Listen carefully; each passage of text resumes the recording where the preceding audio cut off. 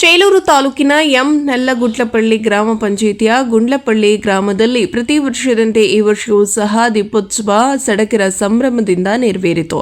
ಗ್ರಾಮದ ಗಂಗಮ್ಮ ದೇವತೆಗೆ ನೂರಾರು ಮಹಿಳೆಯರು ವಿಶೇಷ ಪೂಜೆ ಕಾರ್ಯಕ್ರಮಗಳನ್ನು ಮಾಡಿ ಭಕ್ತಿ ಭಾವದಿಂದ ತಮ್ಮ ಇಷ್ಟಾರ್ಥ ದೇವತೆಗಳಲ್ಲಿ ಕುಟುಂಬಗಳ ಜೊತೆ ಹರಕೆಯನ್ನ ತೀರಿಸಿಕೊಂಡರು. ದೀಪೋತ್ಸವ ನಡೆಸುತ್ತಾ ಗ್ರಾಮಸ್ಥರು ಸಡಗರದಿಂದ ಊರಿನ ಪ್ರಮುಖ ಬೀದಿಗಳಲ್ಲಿ ದೀಪಗಳನ್ನು ಎತ್ತಿಕೊಂಡು ಮೆರವಣಿಗೆ ರೂಪದಲ್ಲಿ ತೆರಳಿ ಗಂಗಮ್ಮ, ಸಪಾಲಮ್ಮ, ಮಾಲಾಲಮ್ಮ ದೇವತೆಗಳಿಗೆ ಪೂಜೆಯನ್ನ ಸಲ್ಲಿಸಿ ನಂತರ ಗ್ರಾಮದಲ್ಲಿರುವಂತಹ ಶ್ರೀರಾಮ ದೇವರಿಗೆ, ಆಂಜನೇಯ ಸ್ವಾಮಿ ದೇವರಿಗೆ ದೀಪೋತ್ಸವ ನಡೆಯಿತು.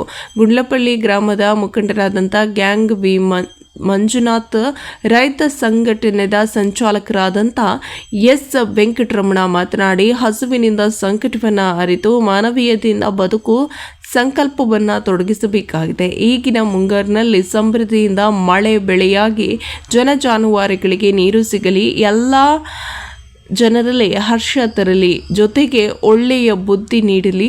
ಗ್ರಾಮದ ಎರಡು ದಿಕ್ಕುಗಳಲ್ಲಿ ಮಾವಿನ ಎಲೆಯ ತಳಿರು ತೋರಣಗಳಿಂದ ಕಟ್ಟಲಾಗಿತ್ತು. ಗಂಗಮ್ಮ ದೇವಾಲಯಕ್ಕೆ 3 ದಿನಗಳಿಂದ ವಿದ್ಯುತ್ ದೀಪಾಲಂಕಾರ ಮಾಡಲಾಗಿತ್ತು. ವರದಿ ಲೋಕೇಶ, PV, ಚೇಲೂರು ತಾಲೂಕು.